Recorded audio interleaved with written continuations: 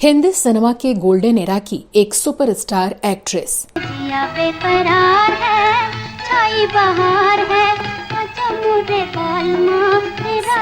जो अपने बेबाक अंदाज, शानदार अदाकारी और खूबसूरत डायलॉग डिलीवरी के लिए जानी जाती थी। अगर असरदार मना होती तो देखती तुम्हारी ताकत। जय को हराने के लिए कोई 7 जन्म ले तो भी पूरे न होंगे। जिन्हें 50 और 60 के दशक में भी फिल्मों में बोल्ड सीन देने से कोई ऐतराज नहीं था। हमारी मोहब्बत पाक है, बेगरज है। उनकी मेहरबानियां शरीक न होती तो आज मेरे चेहरे पर गुनाहों के बदनुमा धब्बे होते। लेकिन अचानक ऐसा क्या हुआ कि उन्हें इंटरनेशनल मीडिया ने the unkissed girl of India का खिताब दे दिया। ये बात कोई समझाए रे, क्यों आज नजर शर्माए रे। ऐसा क्यों हुआ कि जब उनकी लोकप्रियता पूरे उफान पर थी तो उनका करियर पूरी तरह से तबाह हो गया।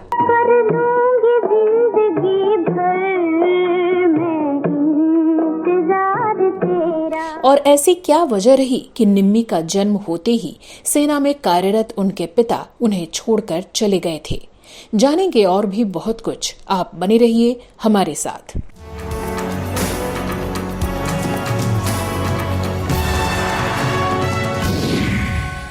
नमस्कार दोस्तों, आप देख रहे हैं श्वेता जया फिल्मी बातें और मैं हूं श्वेता।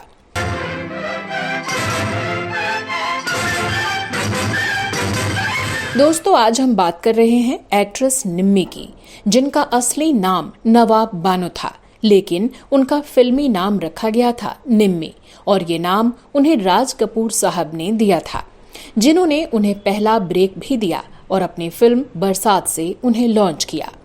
एक समय था जब निम्मी सुपरस्टार थीं और निर्देशक उनसे फिल्में साइन कराने के लिए लाइन लगाया करते थे। दुनिया में सब चोर चोर, कोई पैसा चोर, कोई मुर्गी चोर और कोई दिल का। निम्मी ने दिलीप कुमार से लेकर राज कपूर और देव आनंद से लेकर प्रेम नाथ जैसे सभी टॉप के अभिनेताओं के साथ काम किया।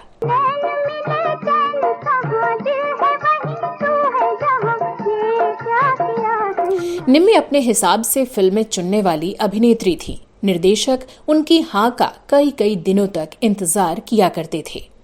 निम्मी ने खूब नाम कमाया और फिर एक रोज अखबार की सुर्खियों में छपा the unkissed girl of India. ये निम्मी के लिए था और इसके पीछे एक किस्सा था। आइए विस्तार से बताते हैं कि कौन थी निम्मी और क्या था इस इंटरनेशनल अजीब टैग वाली खबर का पूरा मामला। कौन है मेरा कह दे बालम, पढ़ूं मैं तोरे पैया, ये बात भला मैं। निम्मी का असली नाम नवाब बानो था। उनका जन्म 18 फरवरी 1933 को आगरा में हुआ था। वो एक मुस्लिम परिवार से ताल्लुक रखती थी और माँ वाहिदा बेगम फिल्मों से जुड़ी गायिका थी। लेकिन जब नवाब बहुत छोटी थी तो उनके पिता अब्दुल हकीम, जो कि भारतीय सेना में कार्यरत थे, वो अपनी पत्नी और बेटी को छोड़कर मेरठ चले गए, जहां उन्होंने दूसरी शादी कर ली थी। जब निम्मी 11 साल की थी तो अचानक वाहिदा बेगम का भी इंतकाल हो गया। नवाब अपनी नानी के पास एबोटाबाद चली गईं। जब 1947 में देश का बंटवारा हुआ तो मुस्लिम होने के बावजूद उन लोगों को अपना भविष्य भारत में सुरक्षित दिखा और पूरा परिवार मुंबई आ गया, जहां उनकी मौसी सितारा बेगम उर्फ ज्योति रहती थी। 1940 के दशक में उनकी मौसी सितारा फिल्मों में बतौर अभिनेत्री और गायिका अच्छा नाम कमा चुकी थी। बात सन 1948 की है। बॉलीवुड के मशहूर डायरेक्टर महबूब खान साहब से भी उनकी मां वाहिदा बेगम के करीबी रिश्ते रहे थे, क्योंकि वो 30 के दशक में उनकी कुछ फिल्मों के लिए गा चुकी थीं।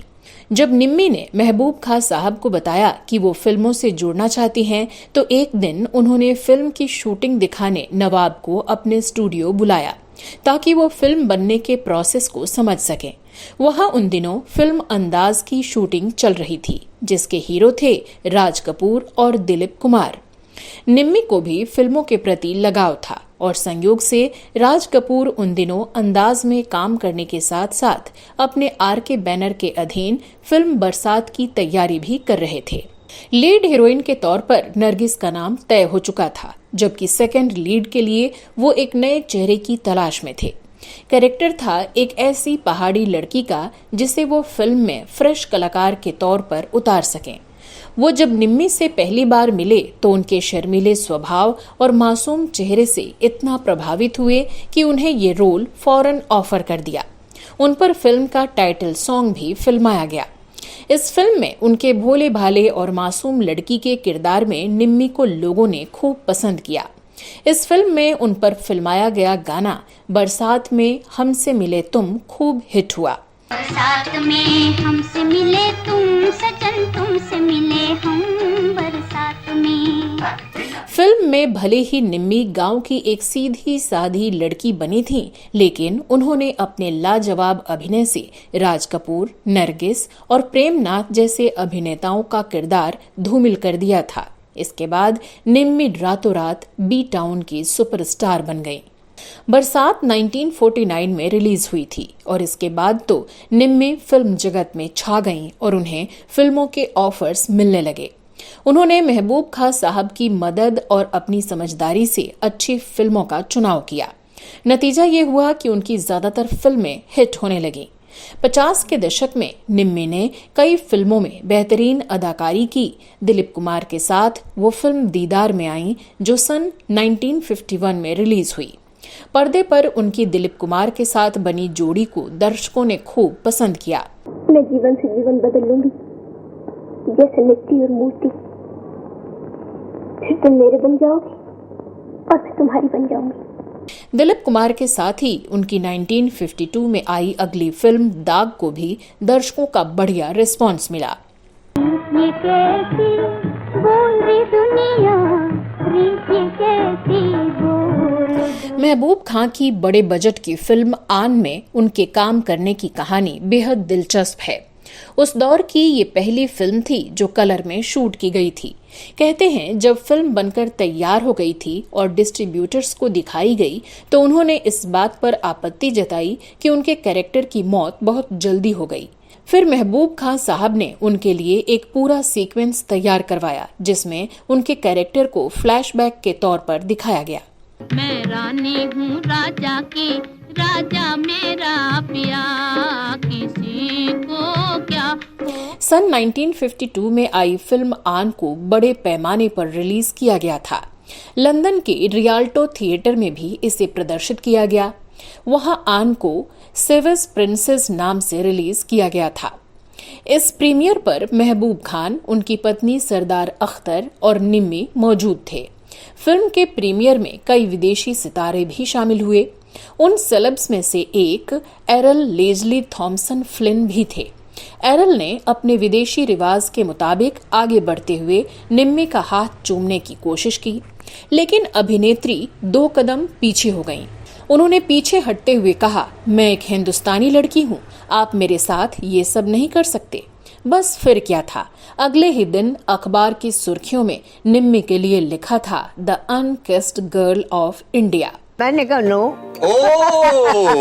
मैं बेवकूफ थी। No, why I said I am an Indian girl. दूसरे दिन वो अखबारों में आया अनकिस्ड गर्ल ऑफ इंडिया। कहते हैं उन दिनों उन्हें हॉलीवुड की फिल्में भी ऑफर हुईं और वो वहाँ काफी मशहूर हो गईं, लेकिन उन्होंने अपने देश में ही काम करना बेहतर समझा और तमाम फिल्मों को ना कह दिया।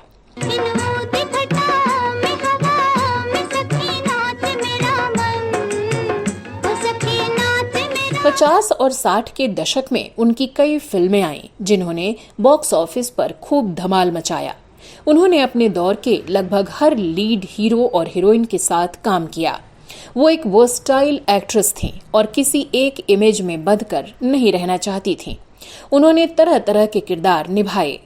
वो अपनी शर्तों पर फिल्में चुनती थीं और जो रोल उन्हें सबसे चैलेंजिंग लगते थे वो उसे ही करती थीं। दर्शक निम्मी को उनके इस स्वभाव के लिए ही जानते थे और उनकी तारीफ भी करते थे, लेकिन उनकी ये दीवानगी उनकी बर्बादी का सबब भी बनी।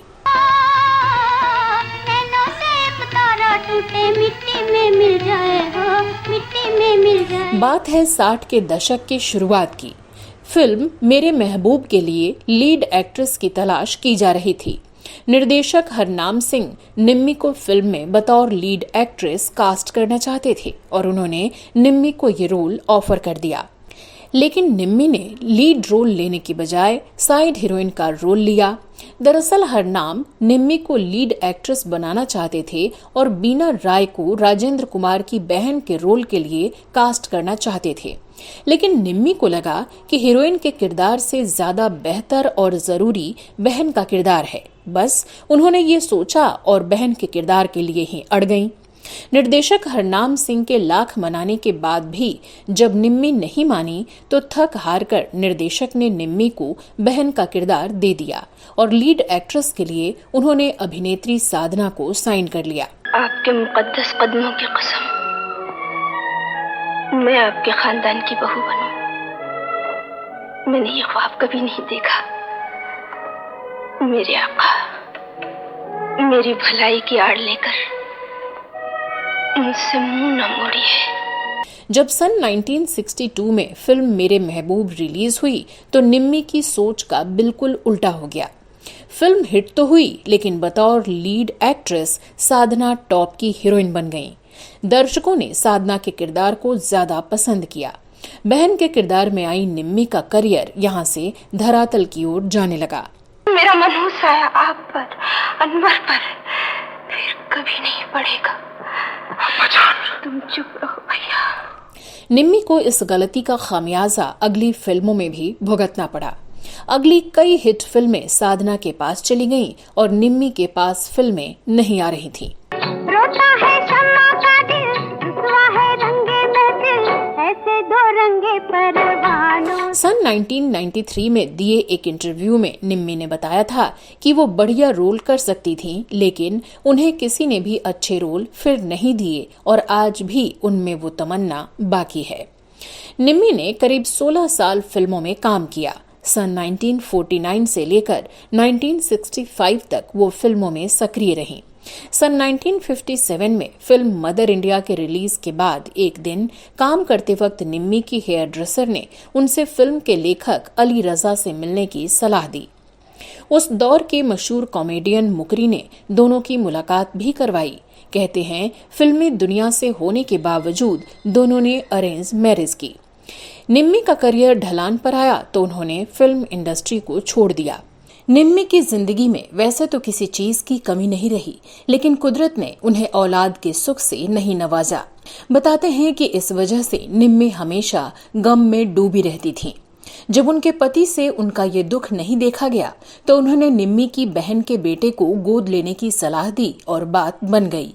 निम्मी खुश हो गईं और बहन के बेटे को पालने लगी। निम्मी और उनके पति में बहुत प्यार था और उनकी बाकी की जिंदगी बॉलीवुड की चकाचौंध से दूर लेकिन खुशहाल गुजरी। लेकिन 2007 में निम्मी के पति की मौत के बाद वो तन्हा हो गईं। हालांकि गम के इस वक्त में उनके बेटे ने आखिरी समय तक उनका ख्याल रखा और बेटे का फर्ज निभाया। हाल के दिनों तक निम्मी कई टीवी शोज और कार्यक्रमों में उसी जोश के साथ नजर आती रहीं और गोल्डन टाइम की अपनी यादों को दर्शकों के साथ साझा करती रहीं। 88 साल की उम्र में 25 मार्च 2020 को निम्मी ने दुनिया को अलविदा कह दिया। आज की पीढ़ी भले ही निम्मी जी को न जानती हो, पर हिंदी सिनेमा के सफर को गौर से देखें तो इस अदाकारा की मेहनत, लगन और शानदार काम को कभी भी नकारा नहीं जा सकेगा। निम्मी जी को हमारी श्रद्धांजलि।